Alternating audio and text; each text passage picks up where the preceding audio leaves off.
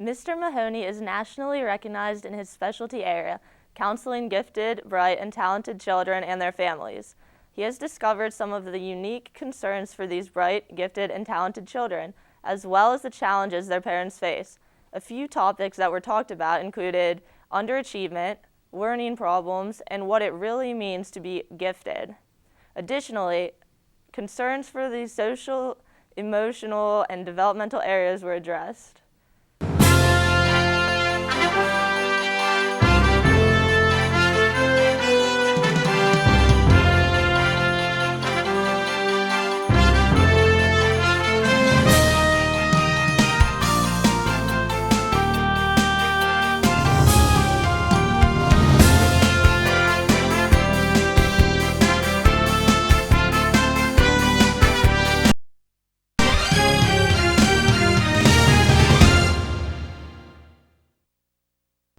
Welcome to Education Today. I'm John Zish from the Armstrong School District. Tonight we're going to talk about gifted education, and we're joined by Mr. Andrew Mahoney, who is a nationally renowned speaker in the field of gifted education.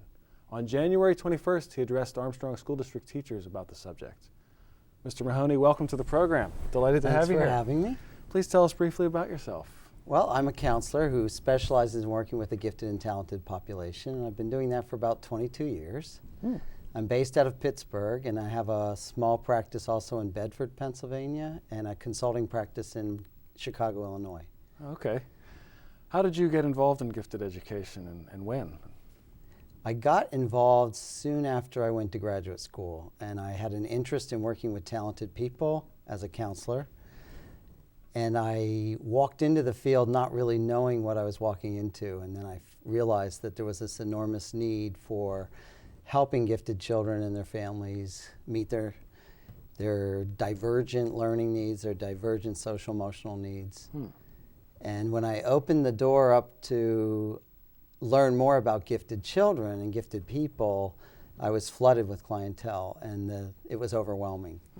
Because at the time, 20-some years ago, people weren't really interested or looking at the psychological, social, emotional, and needs of gifted children.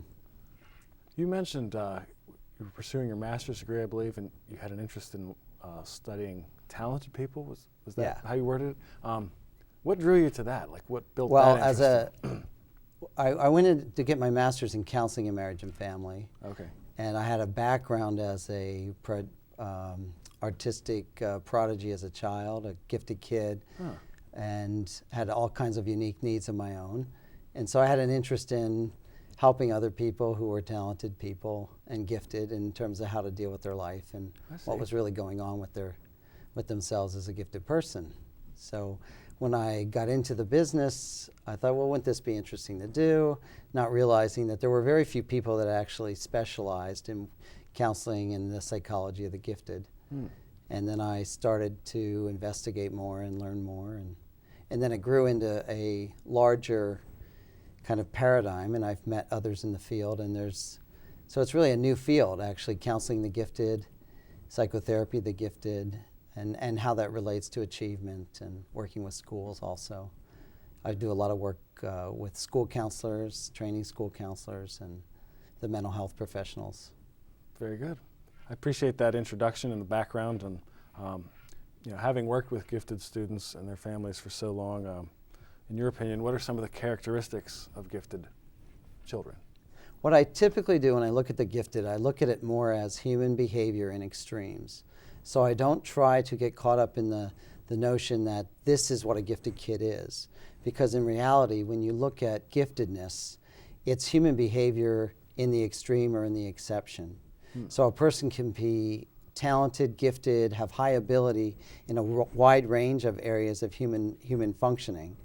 And so you can't just boil it down to education in the academic sense, because gifted people are more complex than that. So you have some people who are academically gifted, and then you have people who are gifted in different talent domains. And it gets complicated because the myth out there, or the standard thing, is that giftedness equals academic achievement or academic precocity. And in reality, it's beyond that. There are some people who are academically gifted, and there's some people who are gifted who can't really do well academically, and they have other special needs.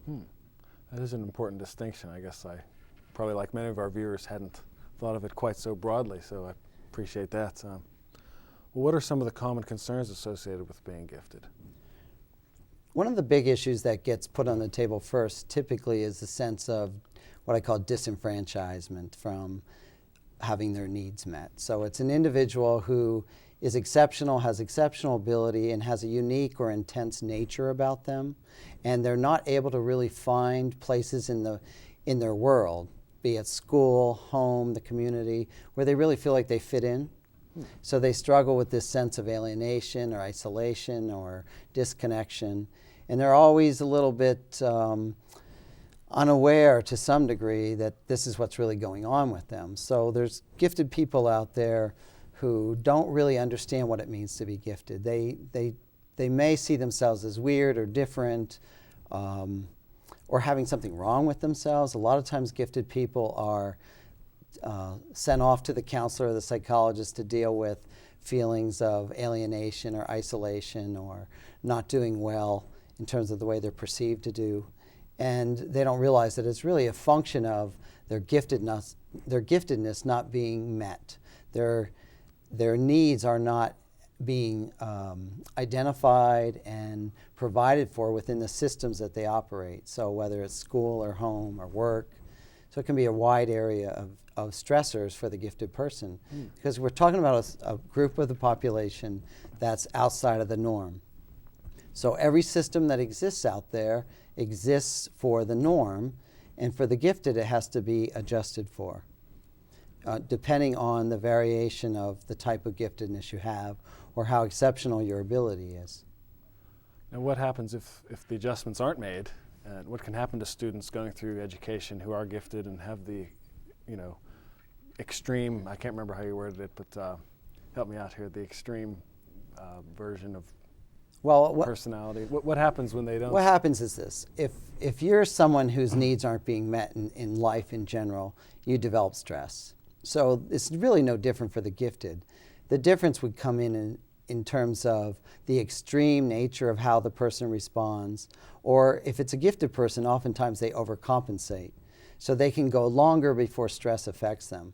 But if you have a predisposition to depression, anxiety, or any of the things in life that can affect our mental or overall physical well-being, if you're a gifted person and you're not getting what you need, those areas in your life will be exacerbated. So a lot of gifted people can struggle with depression because are they more inclined for it? Not necessarily, but the stressors in their life may set them off if they have a predisposition. There are some correlations between intelligence in some areas of depression and bipolar disorder. But in general, when gifted people aren't getting what they need in life, they're like other people. They react with stress and it shows up. Sure. Well, in some of your published works, you refer to identity. Can you explain the significance of this? Well, I think identity is critical to all of this, because if a person who is gifted does not know that they're gifted in a sense, if they can't understand their giftedness as a part of who they are, then they're not going to be able to advocate for what they need, nor are the people around them going to be able to respond to them in a way that they're going to be able to achieve at the levels that they would like to achieve. So identity is critical here in terms of mastery, in terms of meeting all of your needs, social emotional needs, your vocational needs, educational needs. I have to know what I'm about, what I'm made of. And giftedness is a part of my identity. But if I ignore that and I put that aside and I treat myself as if I'm, quote, normal, in a sense, then I'm not going to adjust for what we call the variance here. And with giftedness, we're talking about a variance from the norm. People have abilities or nature that's exceptional from the norm, and so we have to create what I call goodness of fit in order to potentiate them, the person, and to help them understand their identity as a whole person.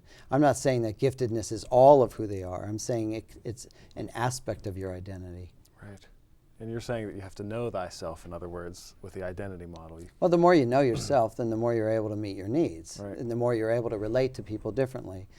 Some gifted people, if they don't understand they're gifted, they get frustrated with the system, or they get frustrated with other people who have different abilities than they do. And they will do things like put those people down or give up or not try to work with the system. And so what they become disenfranchised, as I said, or they can become bitter, or they can basically compromise themselves and try to fit in. And so in the process of fitting in, I'm doing to myself what I don't really want to do to myself. I'm setting myself up not to get my needs met. Now, could you please explain your identity formation model and how that impacts gifted education? Well, the identity formation model has to do with the processes that go into forming your identity. And I look at them in terms of validation, affirmation, affiliation, and affinity. And validation could be as simple as I saying I'm gifted. That's not to be narcissistic or to be arrogant. It's about appropriately validating my own giftedness. So valid giftedness would be, I understand where my strengths are and I understand where I'm vulnerable. So it's not a matter of me saying I'm better than you, it's a matter of me knowing that in some ways I'm different and I need to address those needs. So have I validated that? And in the model, I look at all of the systems that influence identity. I look at the family, I look at the educational system, look at the origin of where you come from, I look at your social relationships, the psychological system. All of those interface with your giftedness. And how do they validate you? The next construct is affirmation. So that's the process of how does my giftedness get challenged and developed or not. So in education, we're looking at, is there a fit there for the child's giftedness to be affirmed on a regular systematic basis? Have we put into place what we need to challenge and develop that gift, or are we in some way neglecting that or not even identifying it? Then the third construct is affiliation. This is the need for belonging. This is the place where people connect of like mind, like ability. For the average ability person, they walk out into the world and they automatically get connection. They get affiliation. People of like mind. For the gifted person, it can be more complex than that. They don't necessarily walk into the world and find affiliation. They walk into the world feeling like, I don't quite fit here, and I don't know why. And so we have to create affiliations for gifted people. That's the critical piece of gifted education. Aside from education itself, is if we don't allow gifted people to have the opportunity to affiliate in the educational system, we're going to hold back from them learning. That's why a gifted education program is more than what kind of academic support we give. It's also what kind of affiliation do we create for these kids to be connected with other kids of like mind so that they're on equal footing. And then the last construct is what I call affinity, and that is basically your purpose, your calling in life. Is it being met in relationship to your gift? So if I'm going through life and my purpose is not being cultivated, how is that affecting me? And in most cases, what I found is when people don't find affinity in life, when they don't meet their purpose, then typically they're unmotivated and they struggle with how to make sense of the world. And with the gifted person, it's a critical thing because there's an intensity there. Some gifted people experience life at a level that's not normal. So purpose and meaning tend to be issues that are relevant to them and are crucial in terms of their achievement or how they pursue their life goals. And I suspect these 4 areas you shared with the teachers when you spoke on January 21st to them with the training, and I was particularly fascinated by your description of affiliation and how it ties into gifted education. Can you think of some ways that gifted education can provide these vital links to create affiliation for young gifted learners? Well, sometimes what we do in gifted education is we provide pull-out programs or we provide advanced coursework or gifted education. But I think primarily what we have to do is acknowledge the need for affiliation as a critical piece. And that, to me, has to be a philosophical thing that we introduce into school systems, that people understand that without affiliation, without this kind of opportunity that the average ability kid gets every day, that the gifted child suffers or the gifted person suffers. So somewhere in the world we have to realize that in order for a gifted person to potentiate, they need affiliation and they need it to learn because they need people that they can mirror off themselves that equally reflect where they are so that they have a sense of connection. And I think what happens then is that if you give gifted children that opportunity, they work better with society in terms of getting along with others, because they're not always walking around feeling like they're an outcast or that they don't fit in anywhere. And so through that experience, it meets the needs to belong, and it also provides an opportunity for more growth in terms of education. Well, very good. Well, we're going to take a short break from Armstrong School District's education today. Our guest is Mr. Andrew Mahoney, an expert on gifted education. We'll be right back. Stick around. Before I came to IUP, I had no idea what college would be like or what role I would play or where I'd be in the future. But when I came to IUP, everything changed. I met people who really made me feel like I belonged. I had great classes at a great nationally ranked university. Hi, my name is Megan Miller. I'm a fine arts major, and this is my university.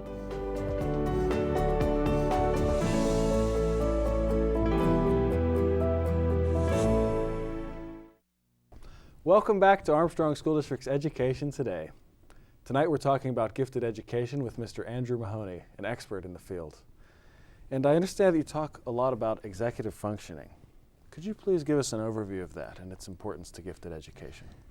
Well, let's talk about executive functioning today. Is something you're going to hear more and more about. It's a term that came out of neuroscience and psychology in terms of assessing people's brain functioning and performance. So it's an issue that's been around for a long time. It's becoming a buzzword at this point, but I think it's a relative buzzword because executive functioning is the part of the brain, it's the prefrontal cortex. It has to do with controlling intelligence and controlling your emotions, controlling your body and your behaviors.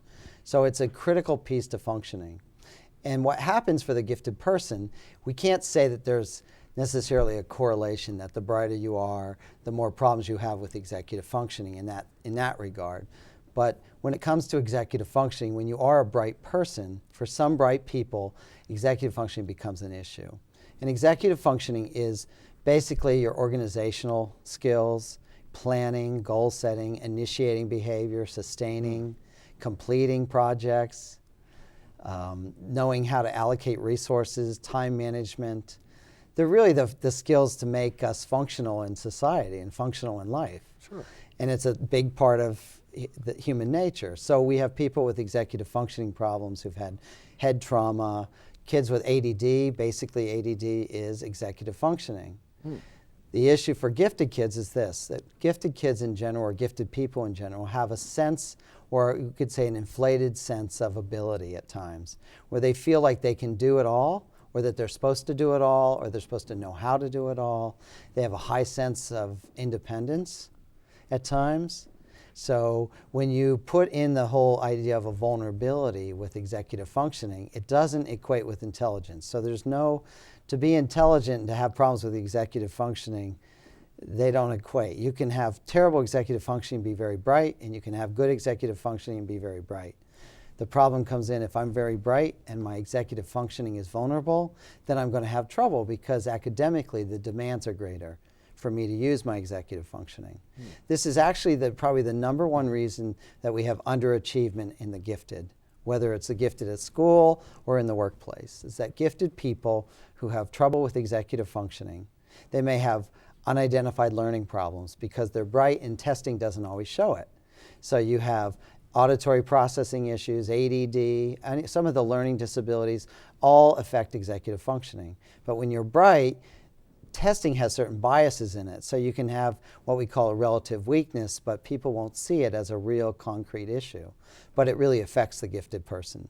So in a school, if a child is gifted and they have executive functioning problems, it would look like they don't turn in assignments, or they don't write down their assignments, or they have trouble with research projects, or they never get anywhere on time. They're always late. They're hopelessly disorganized. You open up their locker at school and everything falls out. That's a symptom of executive functioning issues. So with the gifted child, oftentimes we overlook that because they can get by. They have enough innate ability to push the issue further into education.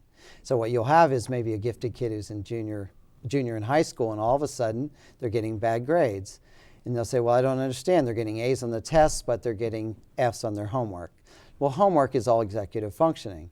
You have to go home, you have to be self-disciplined, you have to be organized, you have to plan, you have to have all of your work in order, and then you have to follow through. You have to sustain it. You have to self-initiate it. These are all executive functioning skills.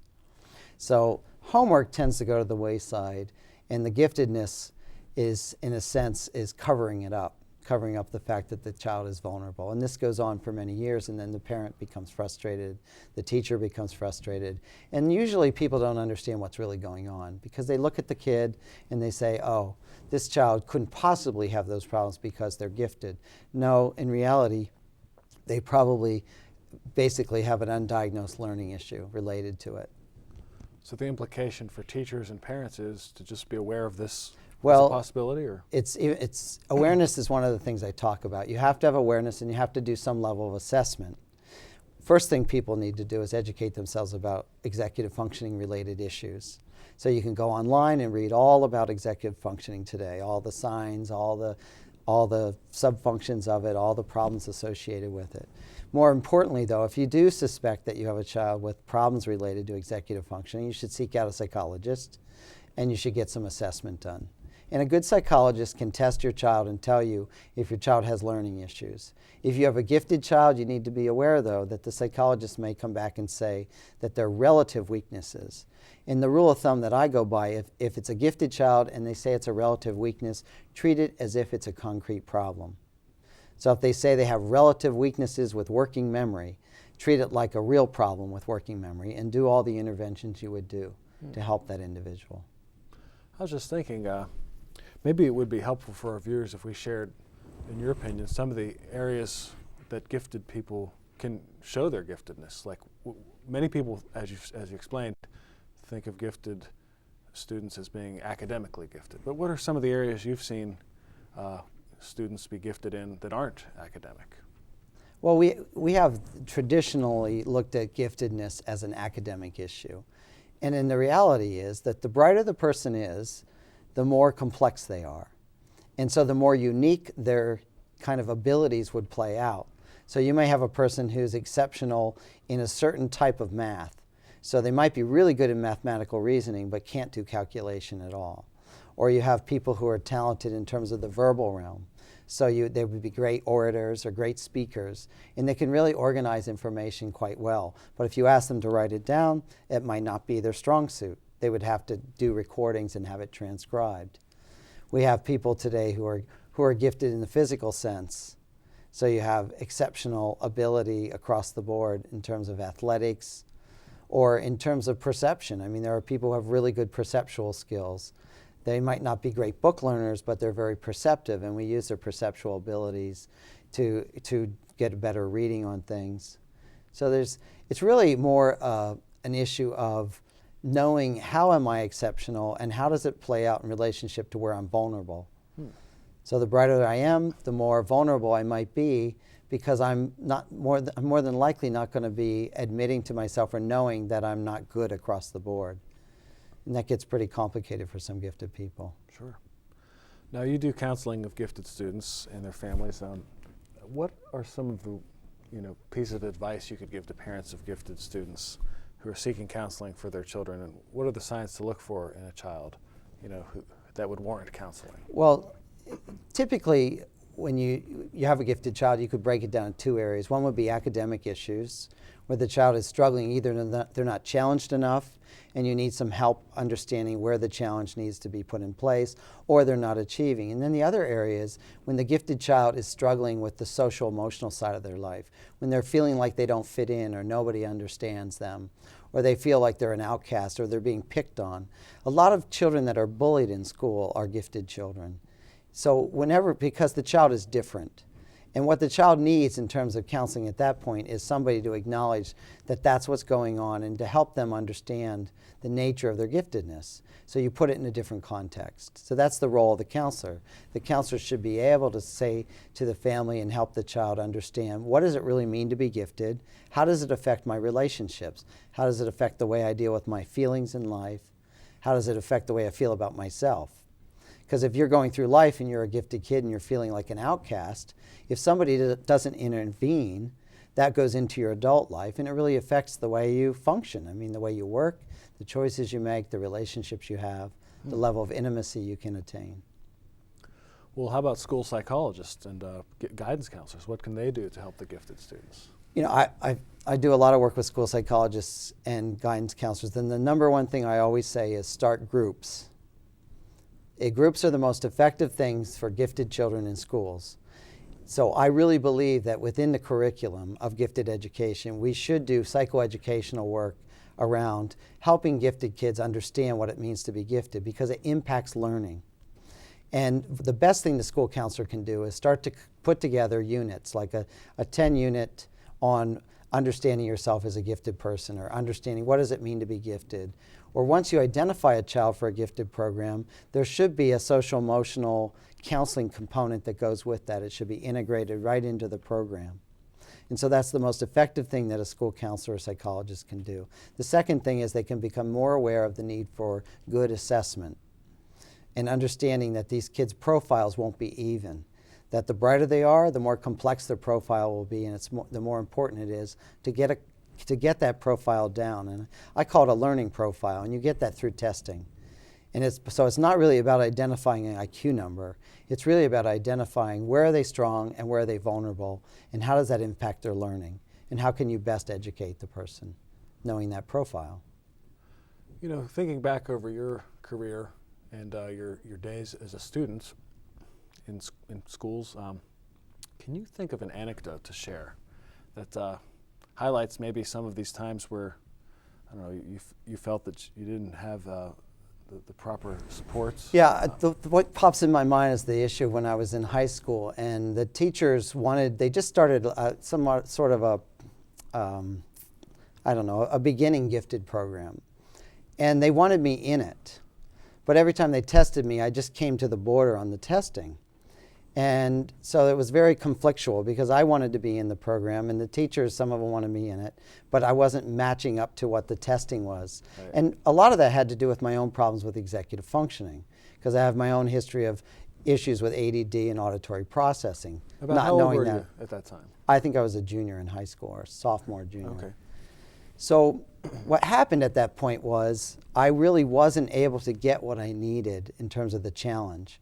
But at the same time, I probably wouldn't have been able to live up to the academic challenge because of the problems with executive functioning.